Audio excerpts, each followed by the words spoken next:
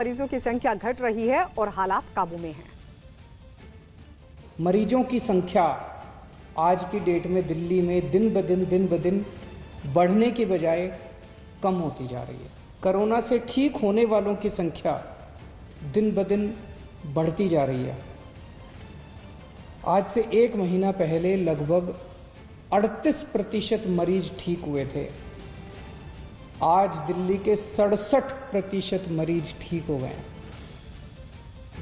दिल्ली सरकार ने जिस बारात घर को अस्पताल में बदला उसमें कोरोना के मरीजों का इलाज शुरू हो चुका है। लोकनायक जयप्रकाश अस्पताल से जुड़े इस बारात घर में कोरोना के मरीजों के इलाज के लिए किस तरह की तैयारियां की गई हैं और नए बदलाव के बाद यहां मरीजों का किस तरह इलाज किया जा रहा है, ये जानने के लिए न्यूज 18 इस अस्पताल में पहुंचा। तो अस्पताल में मरीजों की हालत और सुविधाओं पर नजर रखने वाले डॉक्टर राघव ढींगरा से न्यूज 18 की मुलाकात हुई। आइए हम दिखाते हैं कि आखिर किस तरीके से बैंक्वेट हॉल को अस्पताल में तब्दील कर दिया और किस तरीके से वहां पर मरीजों को रखा जा रहा है। बारात घर से अस्पताल में बदल चुके इस अहाते का पहला कमरा कंट्रोल रूम में बदला नजर आया। बताया गया कि मरीजों की हालत पर नजर रखने के लिए यहाँ हर वक्त डॉक्टर तैनात रहते हैं। ये हमारा एक कंट्रोल रूम है। हम बेसिकली मैनेज करते हैं इनसाइड स्टाफ को और बाहर के स्टाफ को आपस में कोऑर्डिनेशन के लिए। इस कमरे के दूसरी तरफ शीशे का एक बड़ा दरवाजा ऐसी जगह पर नजर आया जहां से कोरोना वार्ड का हर हिस्सा दिखाई पड़े। ड्यूटी पर मौजूद डॉक्टर शीशे के इस दरवाजे से वार्ड और मरीजों की हर हलचल पर नजर रखते दिखे। वार्ड के अंदर 2 मरीज शतरंज खेलते दिखाई दिए। शतरंज और लूडो जैसे खेलों के अलावा मरीजों का मन बहलाने के लिए टीवी तक का इंतजाम नजर आया। वार्ड के अंदर डॉक्टर और दूसरे स्वास्थ्य कर्मी पीपीई किट यानी कोरोना से बचाव वाले कपड़ों में मरीजों की देखभाल करते दिखे।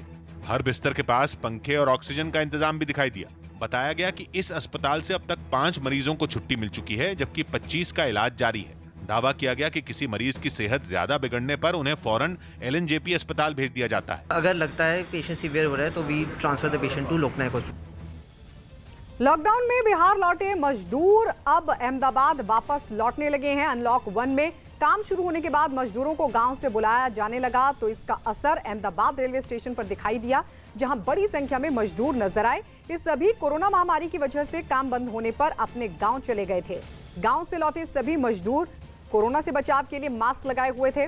मजदूरों ने बताया कि घर जाने के बाद रोजगार नहीं होने से उनके पास आमदनी का कोई जरिया नहीं था और जैसे ही फैक्ट्री खुलने की जानकारी मिली वो लौट आए।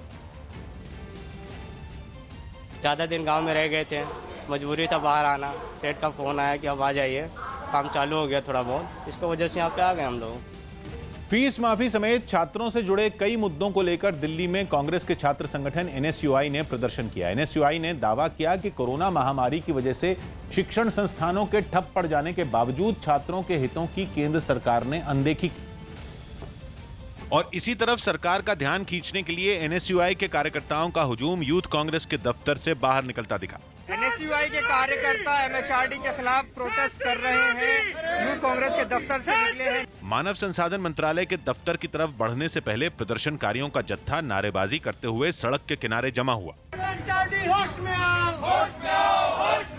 प्रदर्शनकारियों के हाथों में अपनी मांगों के समर्थन में और केंद्र सरकार के खिलाफ पोस्टर नजर आए। प्रदर्शनकारियों ने केंद्र सरकार से स्कूल कॉलेज के सभी छात्रों की फीस माफ करने, जो परीक्षाएं नहीं हो पाई हैं उन्हें रद्द करने और बिना परीक्षा लिए ही सबको पास करने की मांग की। सबसे पहले तो 6 महीने के एक सेमेस्टर की फीस जो है वो सभी कॉलेजेस की, यूनिवर्सिटीज की, स्कूल की माफ करनी चाहिए। और दूसरी मुख्य मांग हमारी ये है कि मास प्रमोशन। इलाके में कर्फ्यू लागू होने की वजह से पुलिस वाले प्रदर्शनकारियों को बैरिकेड लगाकर आगे बढ़ने से रोकते दिखे। धरना प्रदर्शन करने की अनुमति नहीं है, कृपया अपना धरना खत्म करें। लेकिन इससे नाराज होकर प्रदर्शनकारी धक्का मुक्की पर उतर आए। हालांकि पुलिस की बार बार अपील के बाद NSUI के कार्यकर्ताओं ने आगे बढ़ने की जिद छोड़ दी और प्रदर्शन खत्म कर दिया। छत्तीसगढ़ के दंतेवाड़ा में नक्सलियों ने सरेंडर कर दिया। छत्तीसगढ़ के दंतेवाड़ा में 18 नक्सलियों ने डीएम के सामने सरेंडर किया। MP के इंदौर में 100 दिनों के बाद शॉपिंग मॉल खुले। सैनिटाइजेशन और सोशल डिस्टेंसिंग समेत सभी सावधानियां बरती जा रही। MP के इंदौर में जादू टोने की अफवाह पर 2 पक्षों के बीच सड़क पर जमकर मारपीट हुई। बिहार के सासाराम में झरने में नहाने गए 2 आदमी तेज बहाव के बीच फंस गए, जिन्हें बाद में रेस्क्यू कर सुरक्षित निकाल लिया गया। प्रशासन भी किया, पब्लिक ने भी किया, दोनों लोगों को एक पट से उन लोगों को बचा लिया गया। चीन के चोंगशिंग में हादसे का शिकार हुई एक वैन में भीषण आग लग गई। बताया गया कि रफ्तार तेज होने की वजह से वैन बेकाबू हो गई। और सड़क के किनारे लगी रेलिंग से टकराने के बाद वहीं पलट गई। वो बेकाबू वैन सड़क किनारे बनी रेलिंग से टकराती दिखी। टक्कर के बाद वैन सड़क पर ही पलट गई और उससे धुआं निकलने लगा। देखते ही देखते उसमें आग लग गई और वो तेज लपटों में घिर गई। इसी बीच एक आदमी वहां पहुंचा और वैन के अगले शीशे को लात मारकर तोड़ने की कोशिश करने लगा। कुछ ही देर में उसने शीशा तोड़ दिया, जिसके बाद वैन में सवार तीनों लोग एक एक कर सही